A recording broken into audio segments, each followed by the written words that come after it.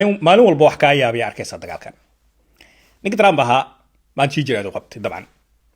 sidii ninka lagu yaqaanaba baashi seeto u kulkulay waxyaabo marka uu maanta sheegay oo dabcan Iran ee jawaab ka bixisay horta midka ugu weyn ugu yaabka badnaa wuxuu ahaa Trump maanta wuxuu saxaafadu u sheegay hadiyadana loo soo diray hadiyadan hadiyad qaali ah waay waxaana looga soo diray madaxda Iran aan soo dirtay taagan waxaana looga soo diray dhankaas iyo Iran hadiyadii maanta imaat ayadoo bac ku jirto sajalaataysan ee maanta noo imaatay Trump baa dhahay saxaafadii intay yaabtay ay waxay leeyihiin madaxweyne maxaa hadiyadaas ma nuclear Iran furihiisi ma lagu bamki ma lagu soo dhiibay oo lagu yiri adiga qaado nadaa maxay tahay wuxuu ku jawaabay maya shidaal iyo gaas wax la xiriiro waay maxay tahay haddii shidaal iyo gaas la xiriirto oo Iran laakiin adaga yaabni waaye gaas waa gaas waa idin wada muuqaalkaas waa idin wada muuqaalka kale oo anaga dhan naga yaabis ninka guulu iskaga dhawaaqday bano Trump guulu ku dhawaaqay waa guuleysnay shakada meesha isku soo xir wuxuu rabaa bojo tartiib inuu kiiska uga siibto asagana in la dhaho xariifka guuleystay adiga waay u raamugd waayay muuqaalka saddexaad ninka Trump ah oo mar kale arrimaha Iran ayadoo la xiriirto wuxuu leeyahay intuu soo hor istaagay maamulkii iyo madaxdii waa bedel anaga bedelnay maamul cusub ayaa Iran maanta u joogo waxa loo yaqaano regime change oo ahayd qodob Mareykanka dhan laga diidanaa Trump laftirkiisa uu diiday xitaa ninka Netanyahu ah ee diidanayeen ay lahaayeen arrin halis ah regime change maamulka kibihantiisa meesha laga saaray aku bilaan muuqaalka hore waa kana Trump oo arrinkii hadiida sajalaataysan loo soo diray ka shaqeynay. That was amazing, actually. They gave us a present, and the present arrived today. It was a very big present worth a tremendous amount of money. And I'm not going to tell you what that present is, but it was a very significant prize. And they gave it to us, and they said they were going to give it. So that meant one thing to me: we're dealing with the right people. No, it wasn't nuclear related. It was oil and gas related,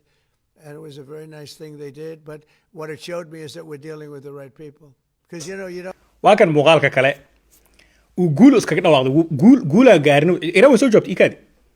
asagoo guul ku dhawaaqay waa ka guuleysanay guula gaarnay waa kan We've won this. This war has been won.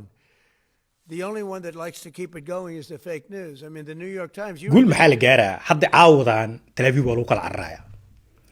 Dubai iyo sheekada habeen walba sidii marka ninka odayga Trump wuxuu rabaa wuxuu u maleeyaa dadka adduunka caqligooda inuu ku ciyaari karo xilligu rabo iska soo toosay uu leeyahay waa guuleysanay sheekada waa gabagabo dagaal waa joogsan dagaal markuu joogsado xabad qaboodo soo laba guuleysto xabadiyo socoto jugtiyo caaw dhaceys uu guul iska sheegto waa kana boqolka saddexaad asagoo sheeganaya in wax loo yaqaan regime change maamulkii dhamaa ee Iran ka tilnaay waa bedelnay maamul cusub kuwa aan la xiriireyno oo la sheekaysanayno oo si toos ah xiriir uga dhaxay meesha keensanay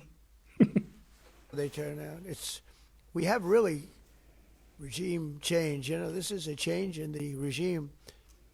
because the leaders are all very different than the ones that we started off with that created all those problems. So this was, I think we can say, Jason, this is regime change, right? Way dabcan Iran intaasoo dhan jawaabay ka bixisay markuu ninka hadlaba jawaabay ka bixinaysay tusaale ahaan waa kan ninka ugu sarreeya maanta IRGC-da oo asaga Twitter isticmaalo oo soo qoray waaba diyaaraba nahayba Mareykan waaba ognahay in waxaanu dhan boojo ay tahay oo ciidan lug uu rabo inuu Iran dhinac ka soo geliyo ama jasiiradda ha noqoto ama dhagaa ha noqoto waa u tababaranay meelaha ay ka soo gelayeen oo dhan waa ka warhay waa ka hor yaalo waana diyaara u nahay oo soo taaganahay marka ninka hadalkiisa iyo cid uu la hadlo waxa u malaysaa mataqaana Trump inuu ka hadlayo ku iiraan ba ahaynba oo meel kala degan u malaysa inuu ka sheekeynaa markuu hadlayo waxaase laga yaabaa aniga ahaan haddaa xoogaa fikirka ku darsado waxaa laga yaabaa Trump inuu ku fikiraayo in uu tashuush ku furo iiraaniyiinta dhexdooda uu isdhaho maadaama uusan shaaca ka qaadinin qofkan uu la hadlaayo qofka hadiid u soo diray fiiri aqli ciyaal qofka hadiid u soo diray waxaas oo maadaama uusan noo sheegin iyo waxa hadiid ee tahay wuxuu rabaa in iiraaniyiinta dhexdooda madaxda hadda joogto uu tashuush ku dhex furo uu islee wuxuu rabaa u malaynaa aniga saa u fahmay in iiraaniyiinta dhexdooda ay isdhahaan yaa way qofkan iga hadiid u diray in la isgaadgaado la isdulo ay bilowdo aniga waxay ila tahay waxaan dhahaa bug ka kac waa Trump asaa soo samaystay asoo meesha taagan interview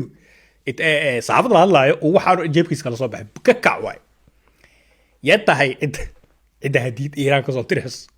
yaase soo qaadaayo sideesa White House-ka lagu keen aniga ma lagu ciyaaraa marka